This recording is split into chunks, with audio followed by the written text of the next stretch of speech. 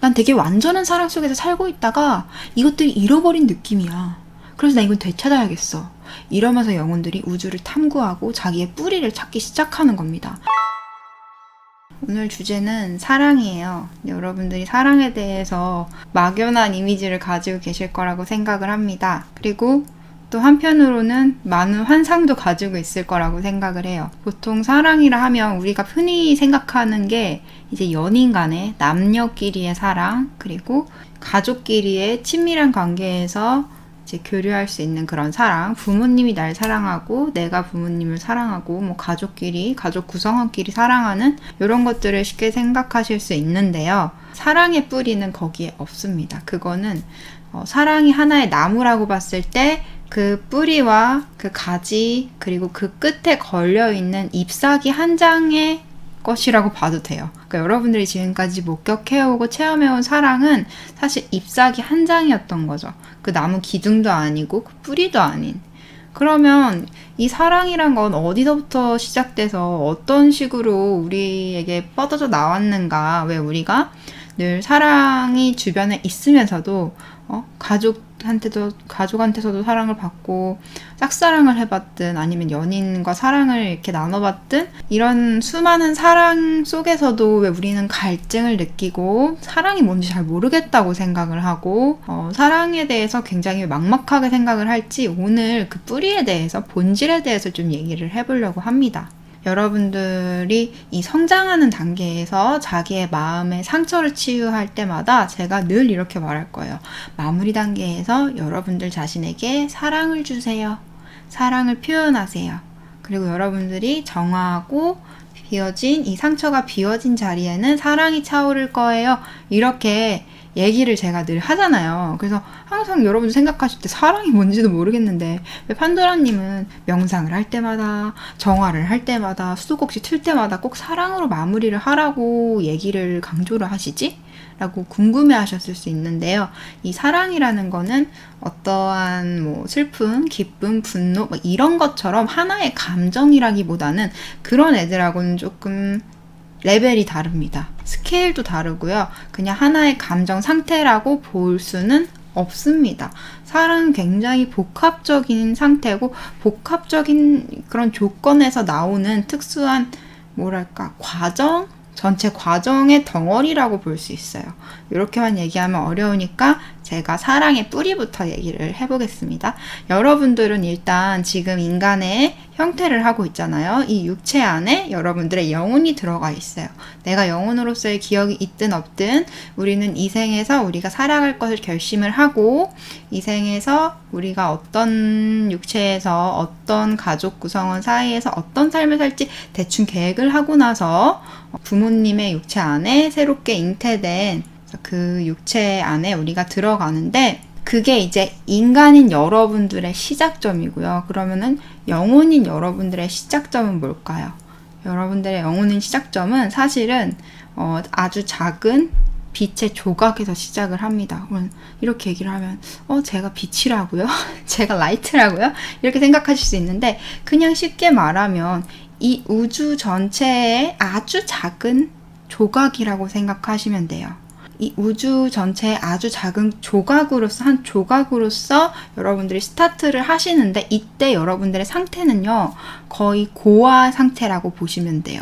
내가 누구인지, 내가 왜 태어났는지, 내가 어떻게 해야 되는지, 어떻게 살아야 되는지, 어디로 가야 되는지 내가 뭐 연고도 없고 아무것도 없는 상태에서 정신을 차리게 됩니다. 여러분들이라는 이런 베이비 영혼, 베이비 소울은 그렇게 정신을 처음에 우주에서 차리게 돼요.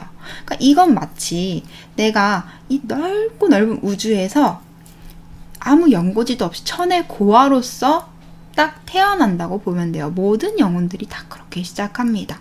부모도 없고, 왜냐면은 여러분들의 이 인간적인 육신은 이 지구에 살고 있는 어떤 두 사람이 이렇게 잉태를 해서 낳아줬기 때문에 부모가 있고 뿌리가 있잖아요. 근데 영혼은 그 뿌리가 처음에는 여러분들조차도 알 수 없다는 거. 그냥 정신을 차려보니까 내가 있어. 근데 혼자 있어. 아무것도 몰라.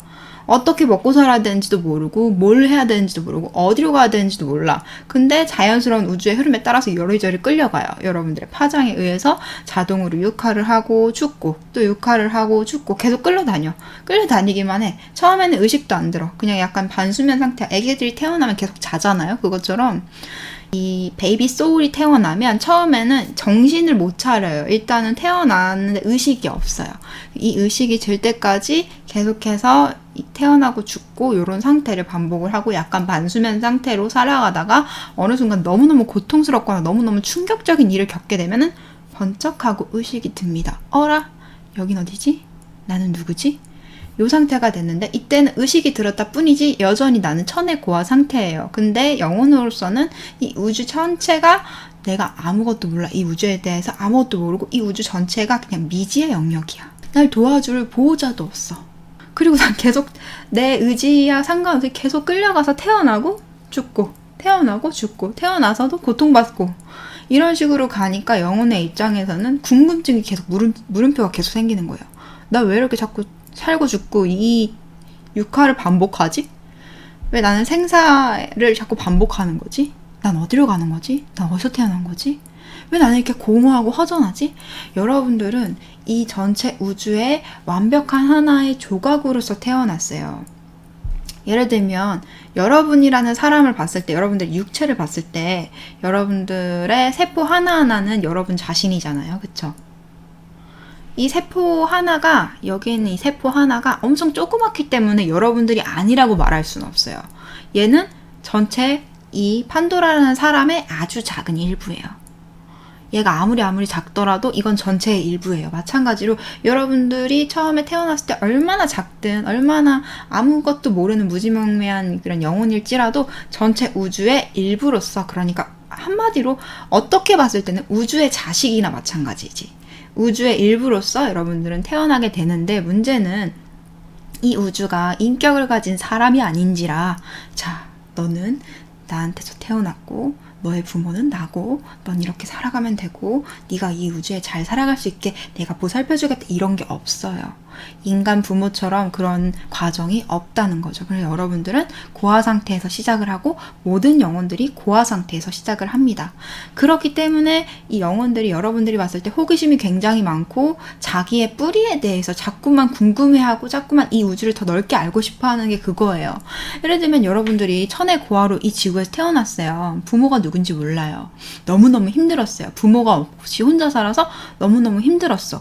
그래서 이 생활에 잘 적응을 하려고 발악을 하다가 어느 정도 생활이 적응이 되기 시작하면 그때부터는 내 부모는 누굴까? 왜 나는 버려졌을까? 왜 나는 이렇게 고통받았어야 했나? 이런 종류의 탐구를 자꾸 하게 되고 호기심을 가지게 되고 자기의 뿌리를 알고 싶어 하는 것처럼 영혼들 역시도 처음에는 잘 먹고 잘 살고 행복하고 고통스럽지 않는 것에 집중을 많이 했다가 어느 정도 이제 그게 저차원의 삶이에요. 서로 이득을 취하고 목숨을 부지하기 위해서 고군분투하면서 이 갈등 속에서 잘 견디다가 어느 정도 이제 파장이 올라가는 영혼들끼리 끌어당겨져서 만나는 게 중간 차원 또는 이 저차원보다 살짝 높은 단계인데, 이제 그 정도의 차원에 있는 존재들은 조금씩 호기심을 가지기 시작하고 탐구를 하기 시작하고, 그래서 중간 차원 이상에는 굉장히 지적 탐구심이 많은 영혼들이 꽤 있습니다. 왜냐면 여러분들한테서 있어서는 탐구심이 있다, 지적 호기심이 있다, 이런 것들이 굉장히 모범생적이고 공부를 좋아하는 내향적인 사람의 특성이라고 볼 수도 있겠지만, 사실 영혼한테 봤을 때는 이 호기심과 탐구심과 이 세상을 알아가고 싶다는 이 심리는 본능이나 마찬가지예요. 여러분들이 늘 말하잖아요. 왜 이렇게 지구에서 태어나서 육아를 하고 이런 인간적인 체험을 하는 게 고통스러운데 영혼은 왜 이런 걸 좋아하고 왜 자꾸 성장에 집착할까요? 궁금해 하시는데, 그건 본능이에요. 그러니까 고아 상태로 너무너무 고아이기 때문에 외롭고 혼자서 적적하게 고통받으면서 무지하게 살아왔던 존재가 자기가 왜 이렇게 고통을 받았어야만 했는지 그 원인을 찾고 자기 뿌리가 어디에 있고 자기는 어디에 속할 수 있고 이 우주란 무엇인지에 대해서 호기심을 가지는 건 아주 자연스러운 거라는 거죠. 특히나 고통스러웠던 만큼, 무지한 세월이 길었던 만큼 더 간절하게 원한다는 거죠. 여러분들은 그리고 이 전체의 일부로서 전체에서 떨어져 나왔던 그 느낌을, 그러니까 여러분들이 고아로 태어났지만 자기가 이 엄마의 뱃속에서 완전하게 사랑받으면서 보호받았던 그 느낌을 기억하는 거야, 본능적으로. 그래서 세상 사람들은 뭐 부모라는 게 없고, 이 우주에 있는 존재들은 부모라는 게 없고, 부모라는 게 없고, 내가 천의 고아라고 하지만 난 이상하게 느낌이 내가 뭔가 엄청 귀한 걸 가지고 있다가 잃어버린 느낌이야. 난 되게 완전한 사랑 속에서 살고 있다가 이것들이 잃어버린 느낌이야. 그래서 나 이건 되찾아야겠어. 이러면서 영혼들이 우주를 탐구하고 자기의 뿌리를 찾기 시작하는 겁니다. 본능적으로 알고 있는 거죠. 자기가 이 전체 우주에 연결되어 있을 때 그 충족감을 기억하고 있는 겁니다. 자기가 무의식적으로 이 영혼의 가장 근본적인 그 안에 기억하고 있는 부분이 있기 때문에 여러분들이 상실감을 느끼고 살아가는 거예요. 그렇지 않으면 처음에 사랑을 받아본 적도 없고 사랑이라는 게 모르고 한 번도 그거 맛보지 못했던 영혼이라면 어떻게 사랑을 갈망할 수 있겠어요? 사랑이 뭔지도 모르는데?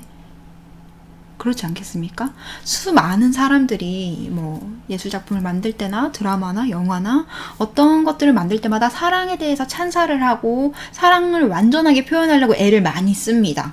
최대한 진실하고 최대한 넓고 최대한 깊이 있는 사랑을 표현하려고 애를 많이 쓰고, 여러분들은 한 번도 살아가면서 정말 완전한 사랑을 체험해 본 적이 없음에도 불구하고 허점투성이에 모난 것 투성이에 미숙한 것 투성이인 사랑 또는 계산적인 사랑이 아니라 집착 또는 애정의 형태의 사랑이라고 보기 어려운 것들만 경험해 봤으면서도 어떻게 진실하고 완전한 사랑을 갈망할 수 있느냐는 거죠.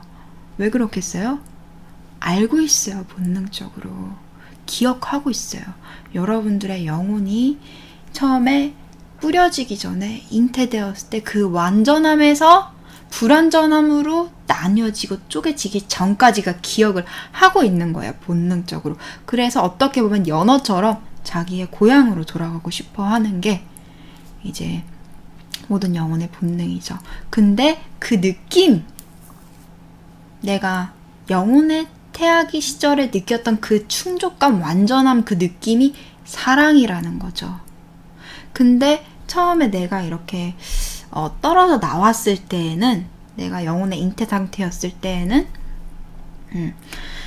그때는 굉장히 그런 상태가 너무너무 자연스러웠고, 여러분들이 의식이 존재하기도 전이었고, 정말 특수한 케이스로 그게 의식이 가끔 기억이 나는, 마치 엄마 뱃속에서의 일이 기억이 나는 사람처럼 그렇게 기억하는 영혼들도 있기야 하지만 대부분은 기억하지 못합니다. 그리고 그때의 상태를 본능적으로 갈구하고 갈망하고 그때로 회귀하고 돌아가기 위해서 이 우주를 탐험을 하고 더 높은 주파수에 있는 우주로 도달하기 위해서 열심히 성장을 하는 거예요. 그러니까 엄마 찾아 산만리 뭐 이런 거라 볼 수 있죠. 하지만 우린 영혼들은 엄마가 없기 때문에 사랑 찾아 산만리라고 볼 수 있습니다.